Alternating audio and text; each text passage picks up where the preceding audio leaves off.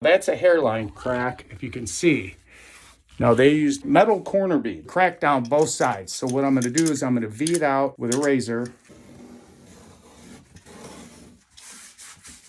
Anywhere it's cracked, and then 1.25" drywall screws and put them right next to the hairline, not so much on the corner bead, just so it grabs the lip of the corner bead. You can push on it to see if it moves. Okay, if it's a big span.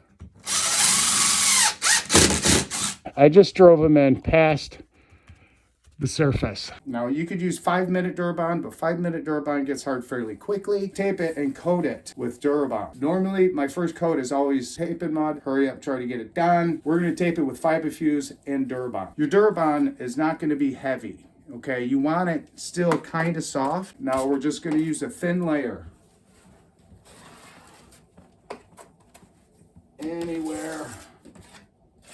Now, if you can see the angle of that ceiling, I'm going to try to cut that at an angle. Now, Fibofuse sometimes, but try to get all the big hairs off. You see where the crack is. I just wanted to cover the crack a little bit, but I don't want to go to the edge of the corner bead. You're going to have to try to hide it. So what I want to do is just cover the crack. Hold it, wipe it tight. If you go up, swoop, use the edge of your knife. Other side, edge of your knife, and you can wipe it tight and down. We're not going for perfection. We're going as fast as possible.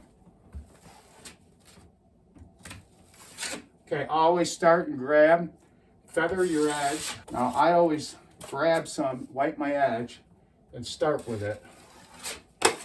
Go flat. Hit feather your edge if you missed it. Now feather, lay your knife flat, clean your edge, and see if there's anything else you have to clean off. That's gonna get hard in 20 minutes. Take a fan, put a fan on it, or a hair dryer. Heat guns put off way too much heat and they'll heat the paint up and it could bubble. So a hair dryer is suffice. A fan, hair dryer. I taped it and coated it with a 6-inch knife. Now I have my all-purpose tape and mud and a 10-inch knife. We're not going for perfect, we're going for fast. Let's scratch it off. Lightly scratch, then this side, some in the top, go this way. Coating it, just make sure over the edge so you don't coat this way. Okay. Grab some, put it up. Okay, I'm gonna feather my edge. Feather my edge. Wipe this tight again.